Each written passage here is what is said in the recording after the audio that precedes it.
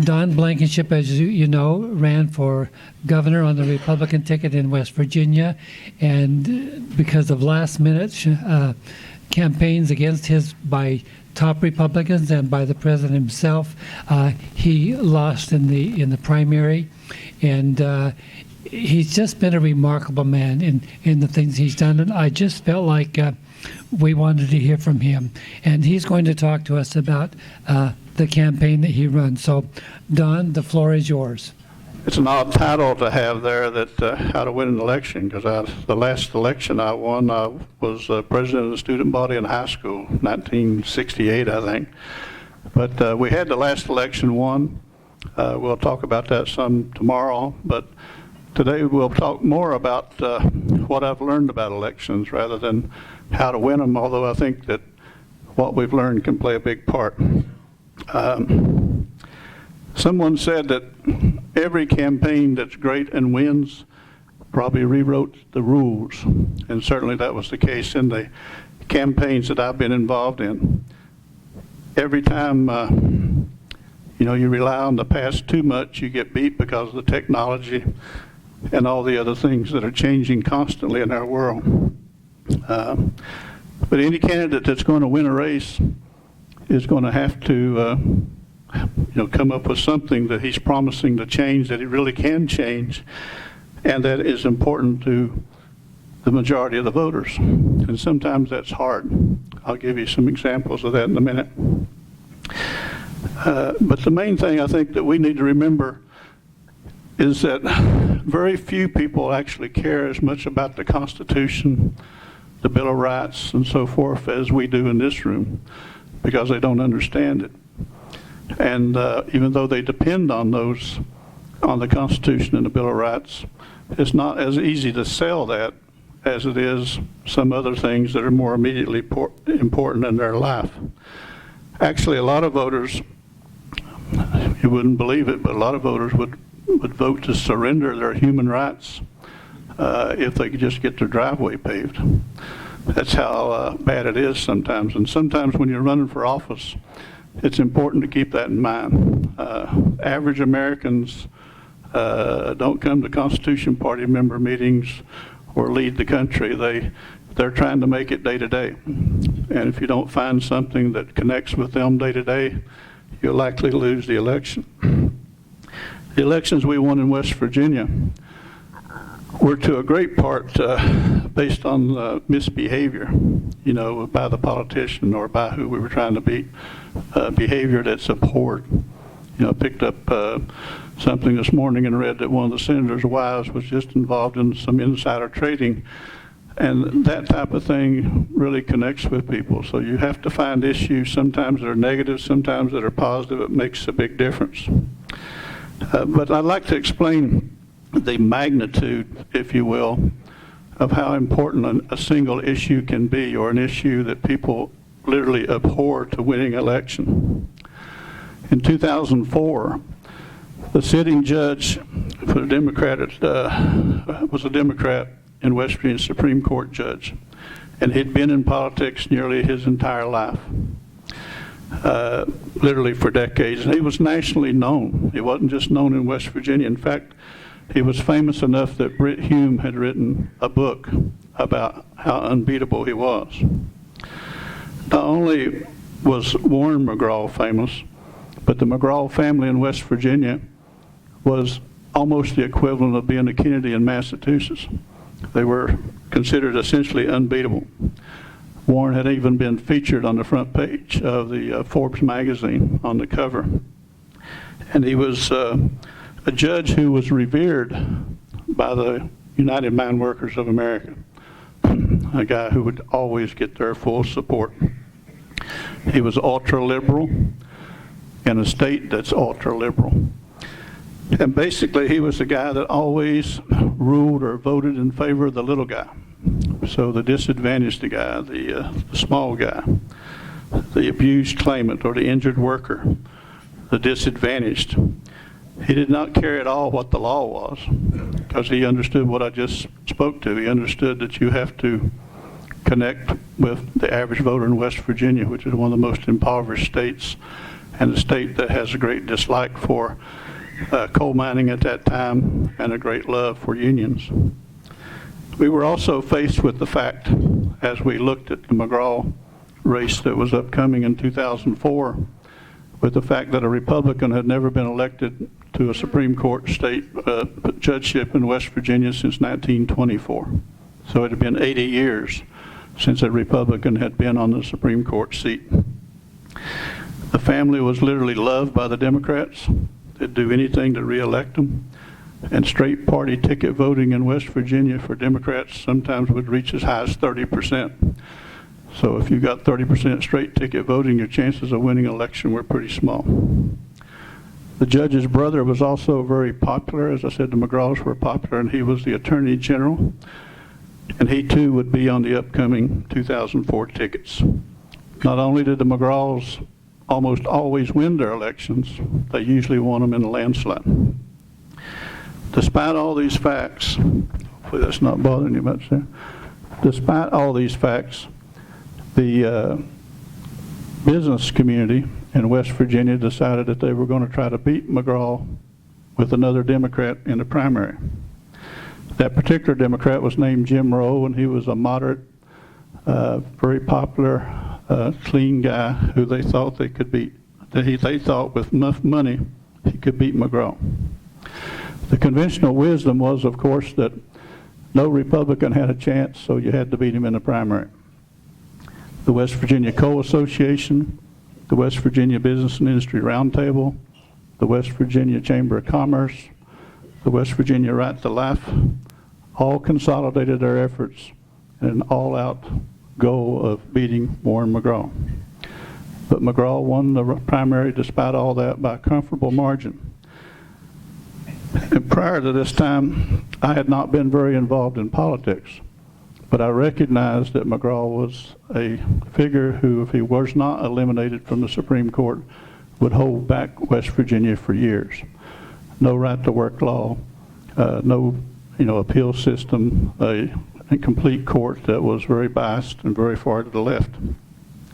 His rulings, in fact, have played a significant role in causing West Virginia's judicial system to be named the judicial hellhole of America. It ranked 50th in every category. The state ranked 50th in business climate, and the state ranked first in poverty, first in drug use, first in drug deaths. And the McGraws were not ashamed of it, they were actually proud of it. The Republican primary winner that we had to perhaps run against McGraw was entirely unknown. I had never met him myself, but I wanted to be able to see I at least met Mr. McGraw, so I sat down with him for a little while. As I met with him, I learned what his views were, but the fact was that he talked continually. He was a vintage politician, and you could hardly get a word in edgewise. I finally was able to tell him that if he didn't get out too much in the public eye, that I thought we could elect him to be the Supreme Court judge of West Virginia. It was about as expected when we did our first poll. You won't believe this, but among decided voters, the first poll, McGraw led Benjamin 87-13 among decided voters, 74 points down. The poll asked about name familiarity, and hardly anyone knew McGraw. About 5% said they did, but I doubt any of them did. So there you have it. We had a guy named Brent Benjamin who was going to run against a guy named Warren McGraw. Warren McGraw was nationally known, had books written about him on the front page of Forbes, had been in politics for years and never been beat, and enjoyed the name of McGraw, which was very famous. At that point, as I was considering what to do, I was reminded of a sticker that was on my son's race car, and it said, in regard to your chances of winning this race, that confidence is what you have before you realize the reality of the situation. And being down 73 points was pretty frightening. You know, when you look across at your competition in a car race and you see that they've got bigger motors and better tires and better mechanics, and you look at it and you think, what chance do we have? But I went to the Coal Association and all the other business organizations, and I asked them if they wanted to be involved, and they didn't, of course. But we studied the primary election, which showed that the business community had primarily focused on job losses in West Virginia and paid very little attention to any other issues. One problem with that is sort of like the Republicans, when they run on tax cuts, they don't realize that most Americans don't pay taxes. So, tax cuts are not the motivator that they used to be, because such a large part of the voting population doesn't pay them. Being a bean counter, I decided that I needed to make sure I found all the facts before I launched a campaign. And so we reviewed and had reviewed nearly every decision that McGraw had made through his life on the court. And of course we looked at all the issues. We studied the primary, where they had run all sorts of ads about job loss, and in fact they were right, because all of McGraw's decisions were very bad for business. But what we learned in doing that was that jobs and the issue of jobs would not win the election. We continued to look at his decisions and his rulings, and in the process we discovered that he had once ruled to release a pedophile from prison prior to the end of his sentence. In fact, after only a couple of months of a 35-year sentence. And so we went through his other decisions, and we decided that this pedophile issue was probably the strongest issue, and we did another poll. And we asked the voters, if you knew that Warren McGraw had released a pedophile after only a few days of a 35-year sentence, would you continue to vote for him? And the answer was no. It was amazing. He lost more than half of his support in that poll on that single issue. But what he had also done is not allowed, but ordered that pedophile work at a high school in Wheeling, West Virginia. So if you look deep enough, sometimes you can find some very interesting things. The results were clear. McGraw would lose if everyone knew and believed that he had released a pedophile. The vote would be 57 to 43. But knowing how important this was, convincing people it was true, funding it and so forth was an entirely different matter. But we did it, and at the end of the day, we beat Warren McGraw 52 to 48 in one of the most surprise elections probably in U.S. history.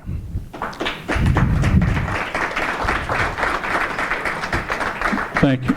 It's amazing, because the case led to a Republican victory that made a lot of changes. It led to the first Supreme Court Republican in 80 years, of course. And it also led, though, to the U.S. Supreme Court hearing cases.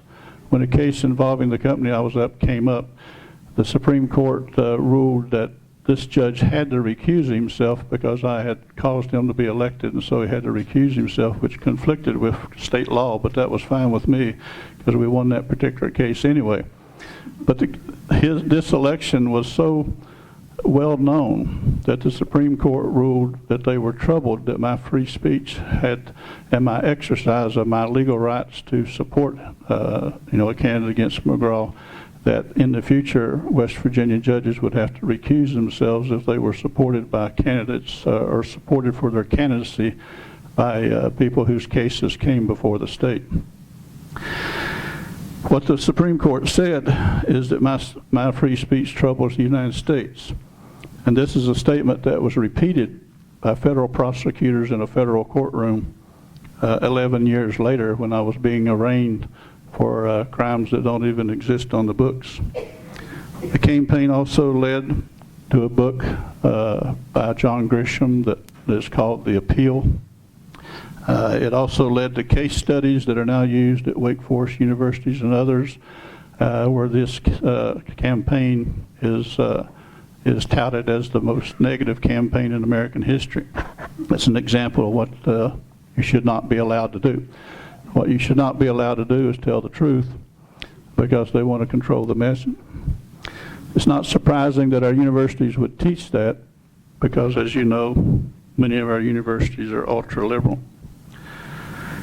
To give you an idea of how bad it is, the West Virginia state broadcasting, West Virginia Public Broadcasting, after the election, brought the pedophile on a 30-minute program with 2 attorneys and made the distinction for 30 minutes between a custodian and a janitor. One of the claims is that my ads were lies because I had made clear that he released a pedophile and ordered that he work as a janitor, and they said it was actually a custodian who is not at the school during school hours. So it's remarkable how far people will go, and also sometimes what our money is spent for. They also touted him as a reformed entrepreneur, speaking of the pedophile, but embarrassing to them, 6 months later, he was arrested for being with a 16-year-old girl with drugs and a gun. So he's now in prison again. When he gets interviewed or has been interviewed, he says, "I ruined his life." It reminds me of another story of a guy that said I ruined his life and that I slandered him. There was a guy that had killed a coal miner in Ohio, and I guess it was probably about 1978 or so, who got out of prison on technicalities. And 29 days after he was off of parole, he came to East Kentucky and killed a coal miner that was trucking during one of the massive strikes. And when I talked about him in the press about when he was later arrested for shooting this driver 27 times or something, I had reviewed the case against him in Ohio where he had killed another coal miner. And during that press conference, I said that this guy actually cut the other coal miner's head off and kept it in the freezer. Now, you won't believe this. I know it's really unbelievable. But I got a letter from the guy who said that I was slandering him, that he did not keep the head or put it in the freezer. So it's just incredible the type of experiences I've had in this election process. I actually got probably 8 or 10 letters from this fellow while he was incarcerated again. But looking back at the McGraw election, the things that we learned, of course, is not to be too discouraged when you're way behind in the original numbers. We learned to do our homework before we launch a campaign. We learned to keep the campaign simple and focused on a few issues, in this case, almost entirely on one issue. We learned that voters will respond even when you're running against a candidate who has always won or one who has huge favorable name recognition. We learned that children issues are very emotional, and that when you can connect your issues or your message to children, they're very powerful. We also learned that anybody can be beat. And that was probably the biggest surprise in West Virginia's election history. We learned that an 80-year status quo can be changed by a single election. We learned that loyalty to party is superseded by loyalty to family and children. We learned that winning can be contagious, because after we won the Supreme Court race, over the next 10 years, Republicans took control of the West Virginia House of Delegates, the West Virginia Senate, and the governorship. So once you gain a reputation as standing for integrity and what's right, you can make major changes in fairly short periods of time. Some other granular things about this election, and there are far more than I could tell you about right now, but some that I think would interest you. We called our independent expenditure 527 at that time, and for the sake of the kids.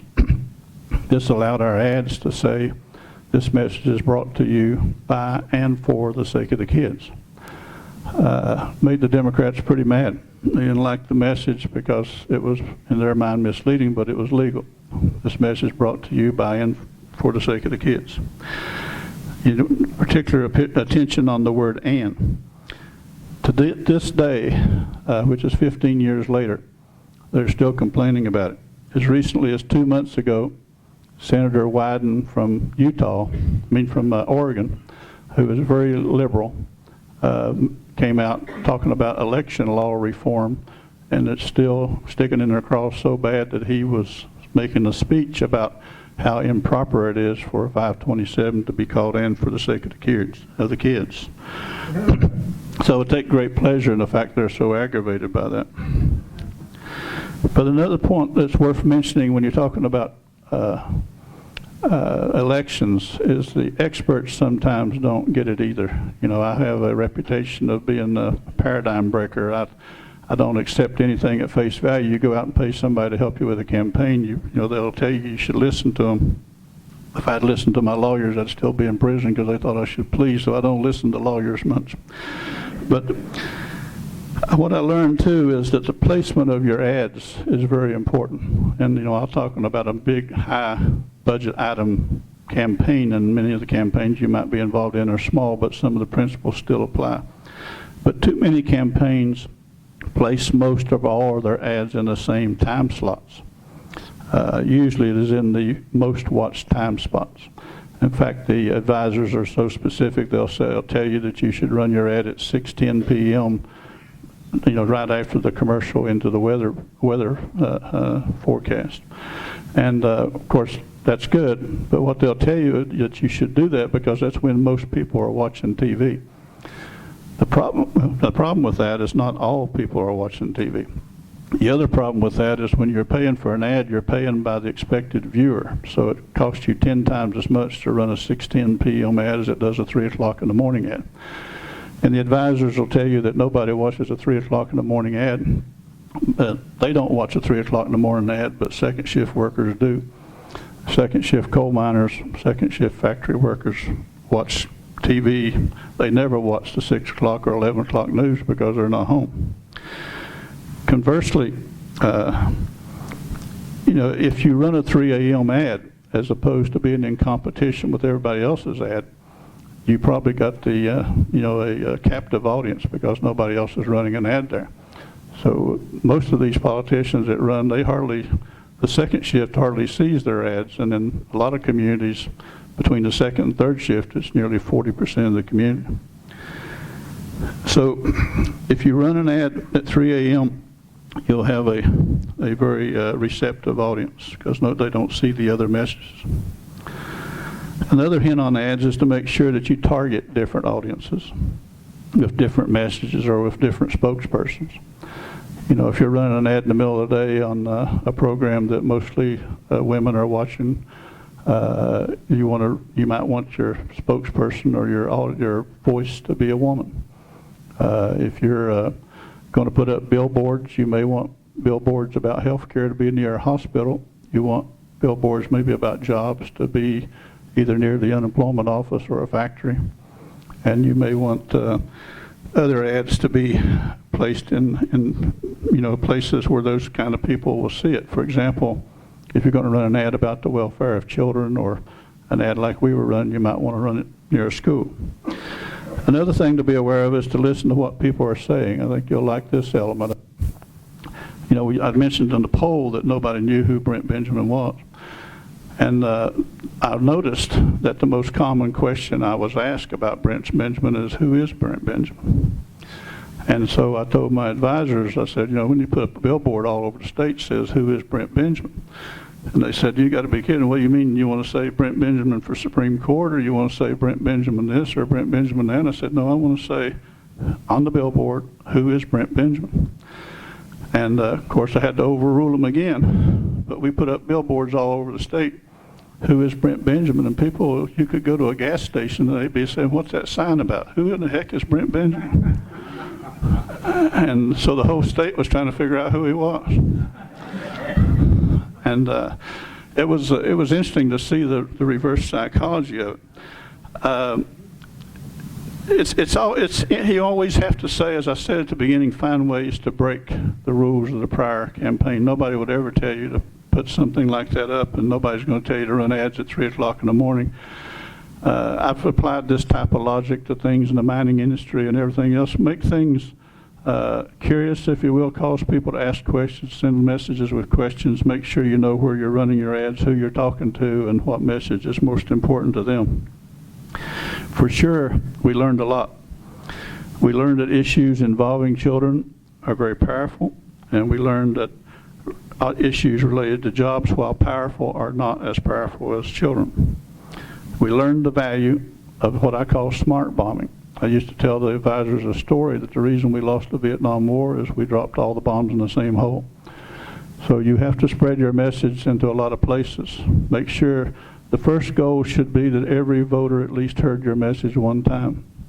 Most of these people will say, well, you don't want to advertise where people are that are against you. I said, well, how are they ever going to be for me if they don't hear the message?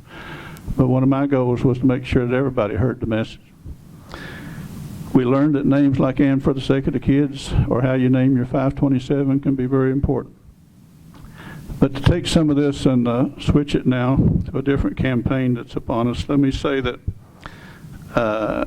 as the 2020 campaign approaches, I've made what I think are some interesting observations that I think are worth mentioning. But before getting to that, let me share with you a couple of things. We in this room are driven not by getting our driveway paved, as the fellow might be in West Virginia or Kentucky or somewhere. We're driven by our freedoms and by our rights and by our beliefs. But sometimes independent and small parties get labeled, so we have to be careful that we're delivering a message that's broadly appealing. It's that simple. Most Americans want America to succeed, but they differ as to how you're going to measure that success and how it's going to happen. But my view is, just like with a pedophile, that there's two things that almost all Americans agree with. These two things are that American government is dishonest and that we're a divided nation. Those two things left by themselves will attract people to candidates that are in the Constitution Party or any party, that you recognize that the government is dishonest and that we have become a divided nation. And that dishonesty is in every part of our government. It's in our judicial system, our legislative branch, our president, our White House. It's everywhere. And it's so common that it's causing many of the problems that we have. Divisiveness, which is greatly caused by the diversity that we Americans now share. Beliefs that are held by many Americans that are largely different than ours. Beliefs that come from other countries, that come from other religions, that come from other experiences. This divisiveness is touted by the national media mainstream and by politicians as a good thing. It makes us stronger. And maybe someday it will.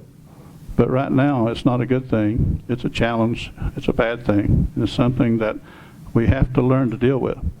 Many of us would prefer that we not have all this divisiveness, but everyone in this country pretty much gets to vote. Many get to vote that aren't even still in the country or aren't legally in the country. It is addressing these challenges in a clear and simple way that will help us to win elections in the future. And I don't want to be misunderstood. The health care, abortion, whatever issue, free speech, gun control, education, illegal immigration, infrastructure, all those are important issues. But they're not issues that everyone's going to agree on, and they're not issues that everyone's going to see the answer to being the same. So again, one thing that, and it's even on this thing there, liberty and integrity, I think is the word we use on the slogan. But integrity is necessary for anything to be improved. And certainly divisiveness is a major problem in this country. Hardly anyone will disagree with these statements. Certainly the government, few Americans will disagree that they are not honest people. In campaigning, it's always good to talk about these big things that most people agree with before you get into issues that might not be so commonly agreed on. Another thing is the Democratic presidential campaign is coming up, and I'll use it as an example of what sometimes you need to think about in a campaign. Ironically, the way to win the Democratic nomination this year would be to be against the Democratic platform. If you were if you're running for one of these 25 people that's running for the Democratic nomination to be president, pick any position they hold, and it's not the position of a lot of their voters. That's the reason they can't win the presidential election, is because the crossover votes on the Democratic side are too high. We could review a couple of those specifically. For example, let's see how well their positions reconcile, their position on illegal immigration reconciles with their members. Excuse me, the Democratic Party is made up greatly of blue-collar workers, the elderly, the disabled, a lot of people on government assistance, minimum wage workers, welfare recipients, and so forth. So if you ask yourself, does the party position on illegal immigration match the positions of these nominees or those that are seeking to be nominees and the voters? Thank you very much. Then I think you'll realize that the position of the Democratic Party is not at all in touch with their voters. If you take, for example, illegal immigration, what does illegal immigration mean to someone that's on welfare, working for minimum wage, doesn't have a job at all or whatever? What it means is we're letting people in the country that are eating up $100 and some billion of American spending that could be better spent on government assistance for the elderly, that could be better spent on creating jobs or infrastructure. It could be spent in a number of ways that help the typical Democratic Party member. And instead, sanctuary cities being an example, in many cities in this country, it's hard to find a good job if you're just doing regular work or even a waitress or whatever, because the illegal immigration has allowed people to have that job. They're being paid cash with no benefits. So not only are they taking away the benefits of many of the Democratic Party members, they're actually on the benefits of the Democratic Party members and receiving benefits, but they're not paying any income tax. Same thing is true of the unemployed, but it's hard to reconcile why the Democratic Party is for sanctuary cities and illegal immigration when so many of their members are not. So if you ask yourself why is it that the Democratic Party is for sanctuary cities and illegal immigration? The reason is that the wealthy leaders of the Democratic Party do not want to cut their own grass. They don't want to cook their own meals. They don't want to wash their own dishes. They don't want to cut their own hedges. They don't want to do any of those tasks, and they don't want to pay anybody minimum wage to do it. They don't want to have benefits and so forth. So you have a situation where the leadership of the party, who are most often very wealthy, like Nancy Pelosi, would much prefer to have illegal immigrations readily available to do the jobs that she doesn't want to pay to have done. So as you can see, there are many disadvantaged Democrats who might vote for a person who doesn't share the Democratic platform view on illegal immigration. And that is the reason Donald Trump is president, and the reason he's probably likely to be president the next time.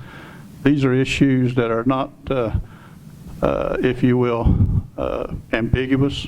People understand it. It's black and white. They understand it far better, apparently, than the Democratic leadership does. But if you picked any issue, single-payer health care, single-payer health care is going to hurt the minimum wage earners and so forth, because single-payer means no competition. No competition means higher health rates. Higher health rates or higher health costs are bad for all Americans. Criminal justice.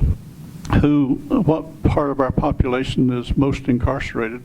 Many of them improperly. It's, the minority communities that are for the most part members of the Democratic Party.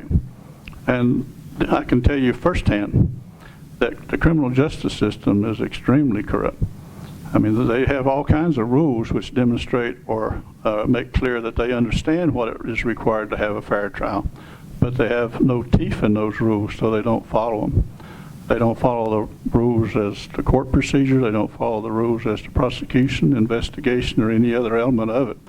And because of that, and the subjectivity of criminal law, they're able to put people in prison that they prefer to put in prison as opposed to those that are truly guilty. Hopefully my points have been pretty good, but think about other issues the Democrats are out of touch with. Try gun control. How would you like to live in inner city Detroit without a gun?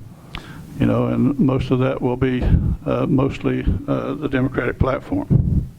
But I hope I've made sense to you today. If I've not, and I have a couple of things to say after this, but I may not have made sense to you because Karl Rove says I'm a moron. a bigot, a racist. I don't know what I always said, but if you haven't seen the news, because they won't report the news, and I'll talk about that tomorrow, but I actually sued, and this will probably be disliked in this room. I sued Trump Jr. because he called me a felon on May the 3rd between the Fox debate and the election, and would not apologize for it and would not accept a tolling arrangement or whatever. So he's among the other 79 defendants that I've now sued for slander. And just quickly on that, to tease you a little bit about tomorrow, I was leading in the polls anywhere from 10 to 18 points following the Fox debate on Tuesday, May the 1st, going into the May 8th primary. And the mainstream media and the Republican pundits called me a felon 100 times between then and the election, including the election day, when they had never referred to me as a felon in the previous 3 years. And that was following a meeting wherein Mitch McConnell and other senators came up with a, quote, what they call menu list of items to defeat Don Blankenship. So a couple of other things that I think are worthy of mention. It takes money to win elections.